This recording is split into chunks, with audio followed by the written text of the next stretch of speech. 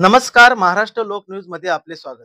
पाचोरा तालुक्यातील सातगाव डोंगरी येथील 301 लाडक्या बहिणींनी पाठवल्यात महाराष्ट्राचे लाडके मुख्यमंत्री देवेंद्र फडणवीस साहेब यांना राखी व संदेश. सातगाव डोंगरी येथून दिनांक 12 ऑक्टोबर रोजी पाचोरा तालुक्याचे माजी आमदार दिलीपभाऊ वाघ व माजी जीप सदस्य मधुभाऊ काटे यांच्या मार्गदर्शनाखाली व भाजपा अध्यक्ष शोभाताई तेली व शांतीलाल तेली तसेच सातगाव येथील भागवत मालपुरे, शंकर पवार वाघ सर, रफिक तडवी, भागवत अण्णा, डी.आर. पाटील, फिरोज खाटी व महिलांच्या हस्ते मान्यवरांचा सत्कार करण्यात आला. माजी जीप सदस्य मधुभाऊ काटे यांनी सांगितले की आपल्या सातगाव येथील पूर्ण राखी ही महाराष्ट्राचे लाडके मुख्यमंत्री यांच्यापर्यंत पोहोचतील. या निमित्ताने महिलांनी माजी आमदार दिलीपभाऊ वाघ व माजी जीप सदस्य मधुभाऊ काटे यांना राखी बांधून व त्यांच्यासह महिला मोठ्या संख्येने उपस्थित होत्या व भाजपा पदाधिकारी उपस्थित होते. या गावातील माता भगिनी, बंधूंना आणि मित्रांनो, सर्वप्रथम मी आपले या ठिकाणी आभार मानतो की आम्ही गेल्या 2 दिवसाभरापासून मनीषाताईशी संपर्क केला आणि या कार्यक्रमाचं आयोजन या ठिकाणी केलं. आपण एवढ्या मोठ्या संख्येने या ठिकाणी उपस्थित राहिलात त्याबद्दल आपले या ठिकाणी आभार मानतो. भारतीय जनता पक्षाच्या वतीनं प्रदेश स्तरावर किंवा संपूर्ण तालुकाभरामध्ये या ठिकाणी रक्षाबंधनाचा कार्यक्रम आपण आयोजित करतो आहोत आणि त्यामध्ये खास करून आपल्या सगळ्या बचत गटांच्या भगिनींना या ठिकाणी संमेलित करून घ्यावं. त्यांना ज्या ज्या योजना सरकारने या ठिकाणी दिल्या त्या योजनांच्या संदर्भातल्या काही अडचणी असतील तर त्या अडचणी या ठिकाणी जाणून घ्याव्यात आणि अजून काही नवीन योजना असतील तर त्या योजनांचा वापर या ठिकाणी करावा. आपल्याला गेल्या 4-5 वर्षभरापासून सरकार या ठिकाणी बचत गटाच्या मार्फत असेल महिला मोठ्या मताधिक्याने या ठिकाणी सरकार बसवलं. तुमचा सहभाग या ठिकाणी मोठा होता. शासनानं आपल्यासाठी बचत गटांचं एक मोठं जाळं या ठिकाणी दिलं. पण ज्या दिवसाभरापासून महिलांचे बचत गट केले, मला वाटतं 4-4.5 वर बचत गट आता पंचायत समितीचे या ठिकाणी आहेत आणि याही गावात मला वाटतं 22-25 बचत गट, 60 महिलांचे बचत गट या ठिकाणी कार्यरत आहे. आताच काहीतरी 3-3.5 कोटी रुपयाचं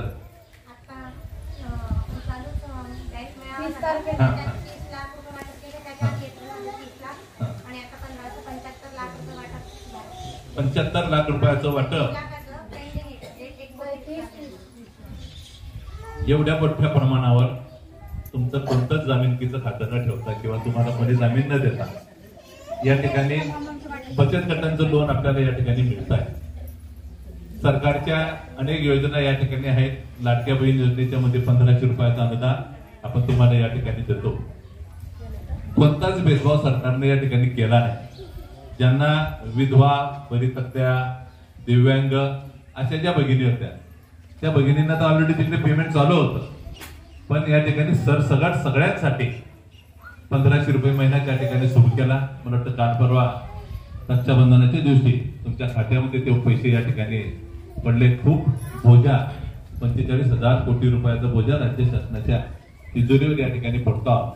पण सरकारनं तो शब्द दिला. तुम्ही सरकारने या ठिकाणी बसवलं म्हणून सतत तो पगार त्या ठिकाणी सुरू आहे. ज्या दिव्यांग भगिनी आहेत किंवा दिव्यांग माणसं आहेत त्यांचा आता 1500 रुपयाहून 2500 रुपये महिना आता त्या ठिकाणी झालाय. त्याचाही जी.आर. आता त्या ठिकाणी पास झाला. पुढच्या महिन्याभरापासून तुम्हाला त्या ठिकाणचं 2500 रुपयाचं अनुदान दर महिन्याला अपंग किंवा दिव्यांग लोकांना आपण त्या ठिकाणी देणार आहोत. प्रसूती काळामध्ये डिलिव्हरीच्या पहिल्या वेळेस खेपेला आपण 5000 रुपये अनुदान अशा सेविकांच्या मार्फत आपण या ठिकाणी देतो आणि दुसऱ्यांदा जर मुलगी झाली तर तिचंही अनुदान आपण 6000 रुपये त्या महिलांसाठीच देतो. त्याच्यासाठी कुणाचाच वशिला लावण्याची गरज नाही. किती सदन नोकरीला मोठा माणूस असला हवा तरी आपण त्यांना त्या ठिकाणचं पहिलं 5000चं अनुदान आणि दुसरं मुलगी जर झाली तर तिथं 6000 रुपयाचं अनुदान त्या ठिकाणी देतो. तुमच्या महिला भगिनीचं लग्न झाल्याच्या नंतर आपण तिची सगळी आरोग्याची काळजी महिला बालकल्याण विभाग असेल किंवा आरोग्य विभाग त्या ठिकाणी असेल तर तिच्या लसीकरणापासून तर तिचं पोषण आहारापासून तर पुन्हा डिलिव्हरी झाल्याच्या नंतर सगळ्या लसीकरणाची जबाबदारी सरकारनं आता या ठिकाणी घेतली आहे. एका खेपेचं लसीकरण करून घेण्याच्यासाठी महिलांना 14,000 रुपयाचा खर्च येतो आणि त्या बाळाचा सुद्धा 15,000 रुपयाचा खर्च सरकार या ठिकाणी घेत आहे. मुलींसाठीचं मोफत शिक्षण, आता पहिलीपासून तर सगळं शिक्षण, तर थेट मेडिकल पर्यंतचं सगळं शिक्षण सरकार या ठिकाणी करताय.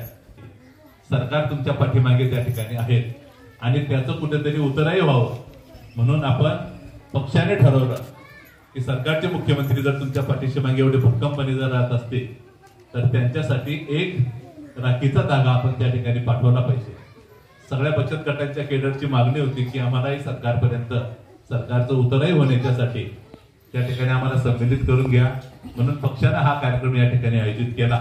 या गावाच्याच नाही तर संपूर्ण देशाच्या राजकारणाच्यासाठी किंवा महिला वर्गाच्या उन्नतीच्यासाठी खूप महत्वाची या ठिकाणी ठरणार आहे आणि भविष्यातही महिलांसाठीच्या अनेक योजना या ठिकाणी लागू केलेल्या आहेत.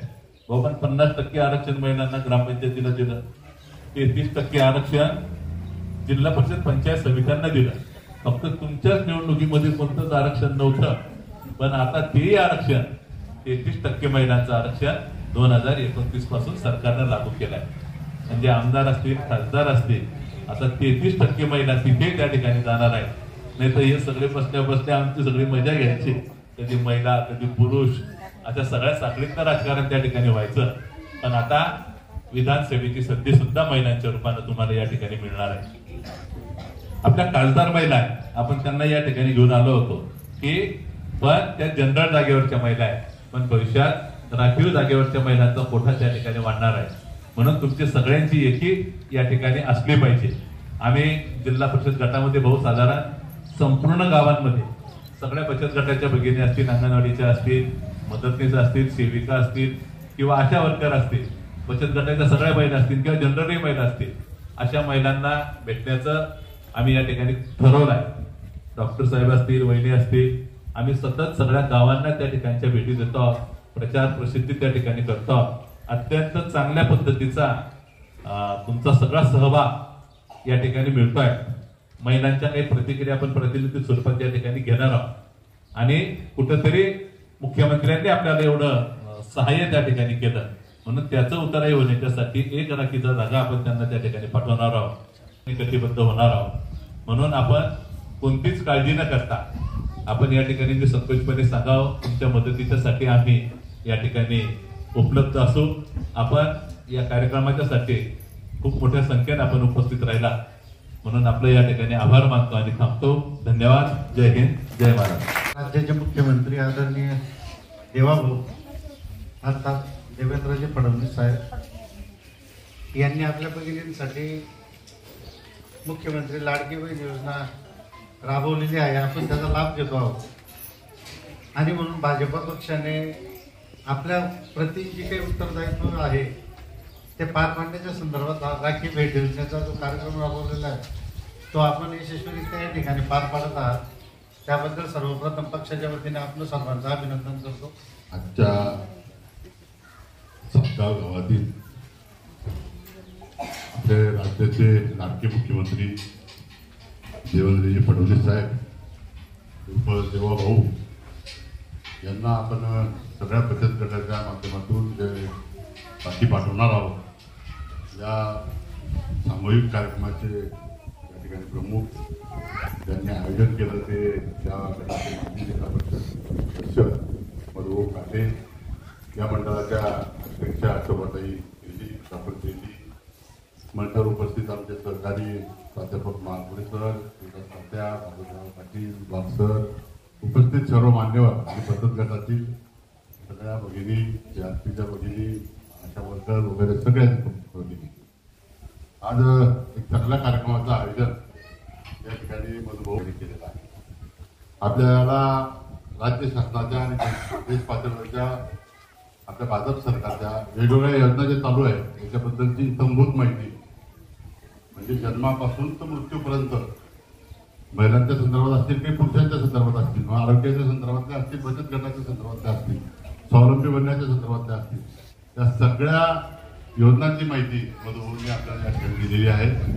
येणाऱ्या काळामध्ये हे सरकार केंद्रामध्ये राज्यामध्ये स्थिरपणे त्या ठिकाणी काम करत आहे आणि ग्रामीण भागातला मूलभूत अधिकार जो महिलांना किंवा पुरुषांना मिळाला पाहिजे देण्याचा प्रयत्न हे मोदी सरकार आणि राज्यामध्ये फडणवीस सरकार त्या ठिकाणी करत आहे. मी आजच्या या कार्यक्रमाच्या माध्यमातून या मंडळाच्या अध्यक्ष आणि त्यांच्या सगळ्यांचा आभार मानेन की आपण मोठ्या प्रमाणामध्ये बचत गटाच्या महिलांना एकत्र करून ते आपलं मनातलं काही होतं की आपण आपले मुख्यमंत्री ज्यांनी आपल्याला लाडकी बहीण म्हणून या ठिकाणी संबोधलं आहे मागच्या काळामध्ये, आता त्यांना आपण या ठिकाणी राखी पाठवत आहोत. आपलं सगळं नाव गाव सगळं घेऊन हे सगळे आपलं त्या ठिकाणी जाईल आणि आपल्या माध्यमातून आपल्या भावाला आपण राखी पाठवण्याचा हा कार्यक्रम आहे. हा कौतुकास्पद असा कार्यक्रम या ठिकाणी आपण संयोजकांनी आयोजित केला आणि आपण मोठ्या संख्येने या ठिकाणी बचत गटाच्या महिला असतील किंवा वेगवेगळ्या क्षेत्राच्या महिला असतील या ठिकाणी हजर झाल्या. मी आपल्या सगळ्यांची या ठिकाणी मुख्यमंत्र्यांच्या माध्यमातून किंवा पक्षाच्या माध्यमातून या ठिकाणी आपल्या सगळ्यांचं या ठिकाणी आभार मानतो, अभिनंदन करतो. आणि आज आम्हाला बोलणी या ठिकाणी बोलवलं, आमचा सन्मान केला, आमच्या योजनांनी बोलवलं, त्याबद्दल धन्यवाद. जय हिंद, जय भारत.